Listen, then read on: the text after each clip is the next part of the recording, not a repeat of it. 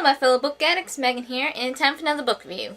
Today, I'm going to be talking about The Lost Hero by Riordan, and this is book 1 in the Heroes of Olympus series. So, it seems like we're following a bunch of new characters in this series compared to Percy Jackson and the Olympians, and 3 characters we are focusing on in this book are Jason, Piper, and Leo.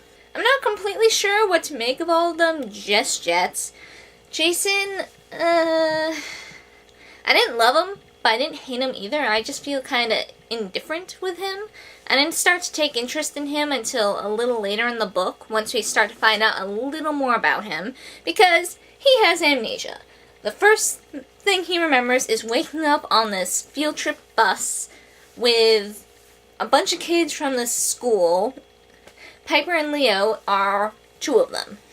Then there's Piper. Her dad is this famous celebrity. She's a demigod like Jason and Leo. And Piper, I was a little iffy with her, but I definitely grew to like her towards the middle and end of the books. And Leo I pretty much liked right away. He's funny, he's amusing, he made me laugh, and I definitely looked forward to his points of view in this book. So, to give a little synopsis, basically, Jason, Leo, and Piper are brought to Camp Half-Blood, and, you know, they're given the spiel about Half-Bloods and the Greek gods and all that jazz. And Annabeth is distracted because Percy's missing. He's been missing for days, so they're trying to find him. And things are not going too well with Camp Half-Blood. Monsters been stirring like crazy. They don't die when you kill them. Or they don't stay dead, I should say. And just things are going super crazy, and the gods have all locked themselves on Mount Olympus. Just no contact with them at all, no matter how much like the demigods are praying to their godly parents and everything. And they have no idea what the hell is going on. We find out what's going on is so much worse and more terrifying than what happened during the Titan War that past summer. So, I'm going to go into my spoilery bit now, so if you do not want to be spoiled, I suggest you click away now and come back after you read the book. So, we find out that Leo is a son of Hephaestus. I think that's how you say the name. I suck at pronouncing that name for some reason. Which makes sense, because Leo always likes to build stuff. He always has to keep his hands busy. And then we find out that Piper is a daughter of Aphrodite, and Jason, we managed to find out, is a son of Zeus. So, I like how we're following, like, different godly children in this book. And I actually started to like Hephaestus and Aphrodite a bit more in this series. So, it's clear that they act quite different towards their children than other demigod children, I guess. So, Jason's really weird. He refers to the gods by their Roman names, and he speaks Latin, which is really strange because, you know, the demigods that we know and love speak ancient Greek and don't refer to the Roman terms and all that. So everyone's kind of confused about that. And he has this really weird tattoo on his arm, which no one has ever seen before.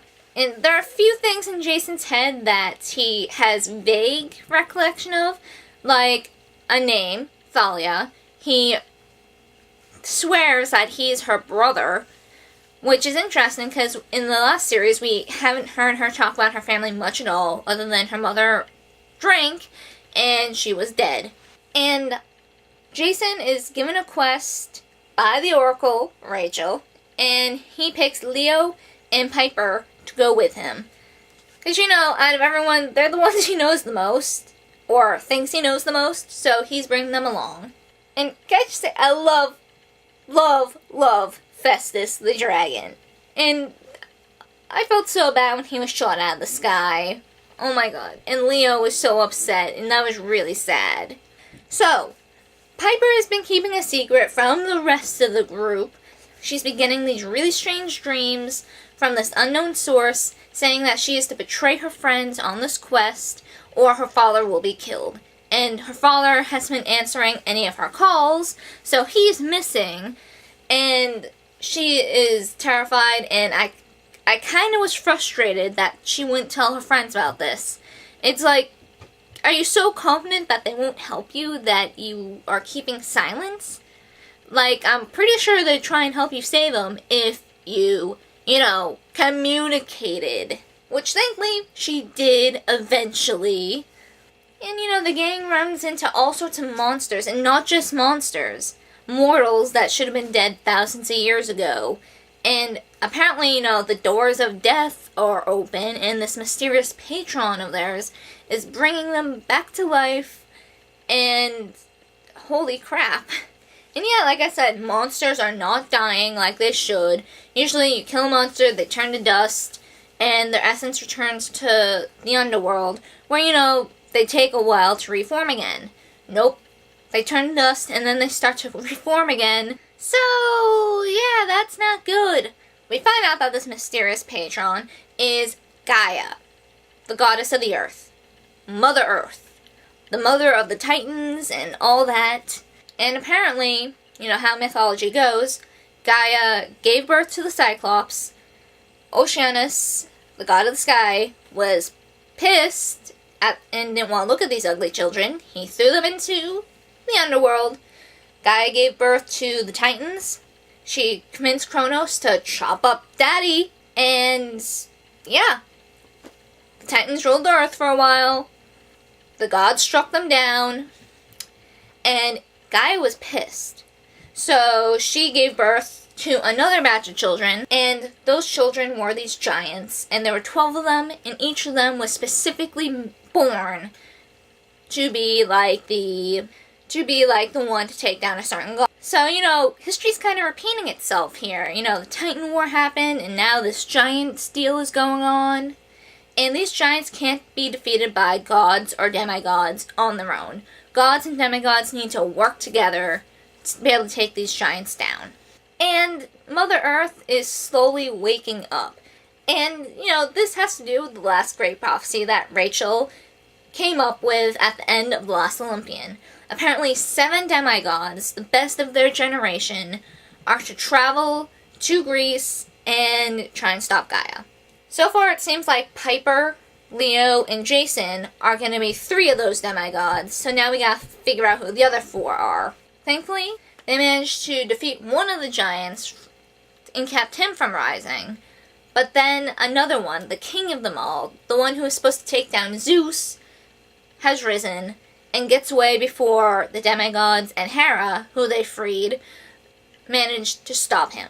So we find out more and more about, what's going on. Because the gods traveled, with the heart of civilization, they have been known as many different things. The best example would be Greek and Roman mythology. How the Romans adopted the Greek gods, changed them up a bit and gave them different names. Apparently, there are Roman demigods who were basically born from the Roman aspect of the gods. And Jason is one of them, and that's why he speaks Latin and uses, the Roman terms for all the gods. And apparently Jason had his memory wipes to be part of this, exchange of leadership to try and bring the 2 camps of demigods together. This was all a plot by Hera, because she feels this is the best way to, stop Gaia. And it's a huge risk, because there's this huge blood feud between the 2 demigod groups. They have just killed each other, and there's been lots of violence and bloodshed between the 2 groups. So eventually, the gods, after the Civil War, decide to, really up the mist and keep the 2 demigods secret from each other. So that's, a big reason why they never ran across each other on quests and battles. So Hera's taking a huge gamble trying to bring the 2 groups together, because if they don't work together, the Earth is going to be destroyed, and they're going to basically tear each other apart. And, an exchange requires 2 parties, so we figure out that's what happened to Percy. He was kind of plucked out of his little niche, like Jason, had his memory wiped, and now he's probably off in the Roman camp, without memory, trying to, be the other part of that bridge. And I'm really nervous for Percy, because according to Jason, the camp is much more harsh and strict, and if Percy is considered weak in any way, he's most likely going to die. So that's not really reassuring. So that's gonna be interesting. That's gonna be really interesting to see. And yeah, I enjoyed the book. I do hope that Jason grows on me a bit more in the next books because I'm still really unsure about him. And yeah, that is it for this book review, and I hope to see you guys next time. Keep on reading, my fellow book addicts. Keep on reading.